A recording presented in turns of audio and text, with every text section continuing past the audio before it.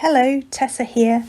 These birthing stories come from my book, Pearls of Birth Wisdom, an inner journey with stories, insights, and practices.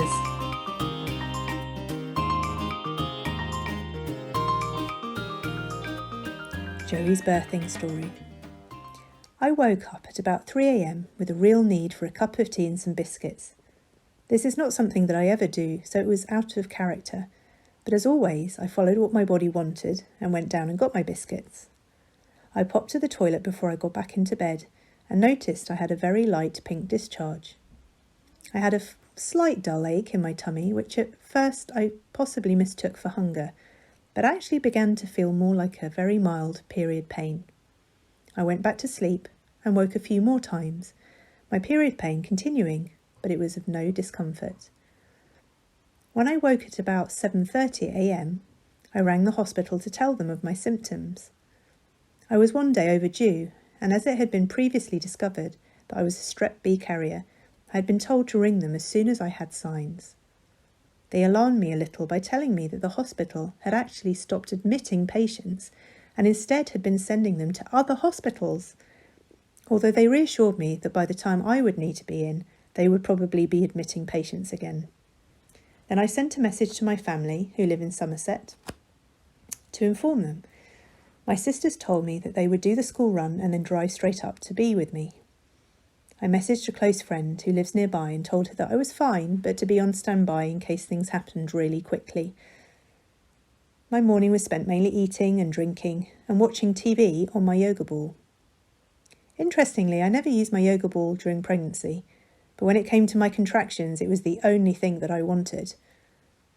I also double-checked that I had my bags packed and messaged my baby's father so that he was aware of what was happening. Both of my sisters arrived and we had lots of rounds of decaf tea and sandwiches. I discovered that if I sat on my yoga ball, my safe place, then my contractions calmed down and slowed down. My sisters reminded me that this wasn't what I wanted, and so I remained very mobile, walking around the house. But as soon as I got a contraction, I practically ran to my yoga ball to help ease through the contraction. It was wonderful having my sisters focus on the timings of the contractions, and I just focused on my body and its needs, which included a lot of toilet trips. I'm not sure if my body was nervous or just clearing out. Eventually, the hospital agreed that we should go in. They were admitting patients again, and so we piled everything into the car and went in. I found the car journey difficult, as it wasn't very spacious, and the difficulty with parking was not appreciated. I think I would have started to panic a little at this point, but then I remembered Tessa talking about the possible difficulty of the journey to the hospital, so I made myself as comfortable as I could and reminded myself that the time would pass. During my pregnancy, I collected a number of quotes about giving birth, and I really focused on these during the more difficult moments. Once I was at the hospital, we got taken through to a room where one midwife suggested I was about ready to have a room, whilst the other disagreed, saying that there wasn't any room yet. Unfortunately, the birth centre was closed due to the high number of patients. None of this fazed me, and I was quite content just chatting and joking with my sisters. It was at this point that my sister suggested I try the TENS machine. I hadn't really thought about it, but my sister had brought hers, and so I had packed it into the bag without much thought. This actually turned out to be amazing for me, along with a birthing ball, which I also brought. At no point in the birthing process did I focus on timings of contractions or how dilated I was. This was something that my sisters calculated for the hospital, as this appeared to be the main thing that they focused on. But it was not a focus for me at all. I was just keen to keep the contractions flowing and to follow what my body wanted. The decision was finally made that I should go home and come back in later. My sister told me that we wouldn't go home, but instead suggested that we stayed in the hospital somewhere. I agreed, as I didn't want to get back in the car. I later found out that my sister said this as my mother had informed her that we are quite prone to having babies fast, and she was worried we wouldn't make it back in time. She didn't tell me at the time, in case it worried me or got my hopes up. It was so lovely having the sensitivity, thoughtfulness and kindness that only a woman can bring. We decided to set up home in one of the hospital cafes. I sat on my birthing ball with my TENS machine, and I enjoyed a lovely dinner of jacket potato, cheese and beans. During this time, my sister kept track of my contractions. The hospital had informed us as to when we should go back in relation to the contractions, and again, this was not something I cared about, but thankfully my sisters were on this.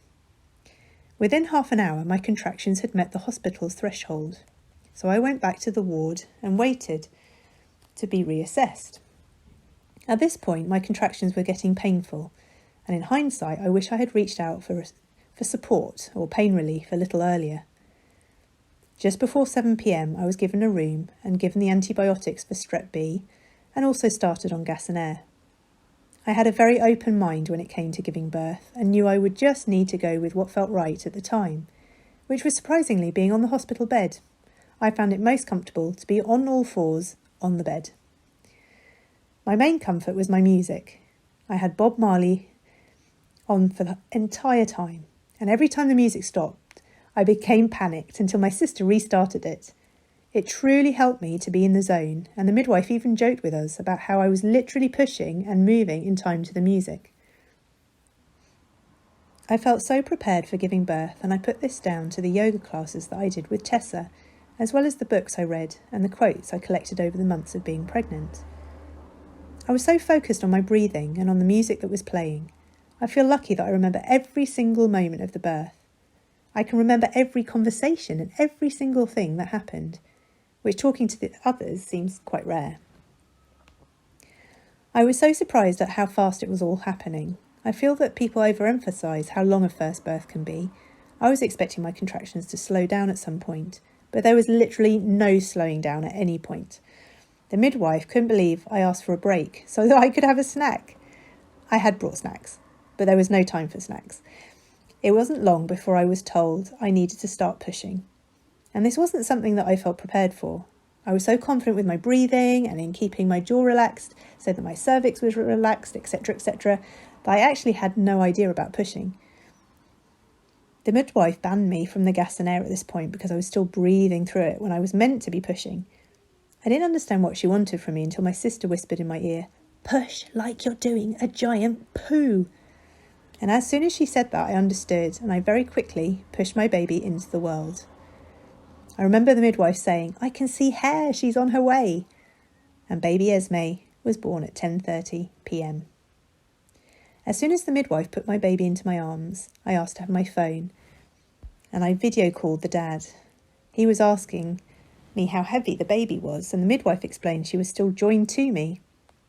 It was so important to me that he was one of the first people to see the baby. The midwife had asked me about my decision regarding birthing partners, and I explained to her that my partner had not been supportive of my decision to keep my baby, and that he had shown very little care for me whilst I was pregnant. I knew that giving birth would be the biggest moment in my life, the best but also the hardest, and I knew I needed strong and reliable support around me. I also explained that it was important to me that everybody in the room was 100% committed to both myself and the baby. I needed to have positive energy to get me through the birth process.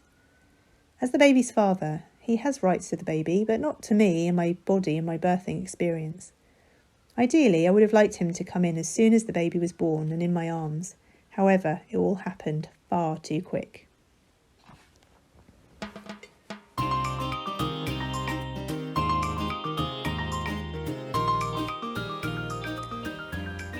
If you enjoyed this story, check out the other stories, but also have a think about getting the book so that you can read all about the techniques and practice the yoga techniques that are mentioned in the book and have helped so many women on their birthing journey. Thank you for listening.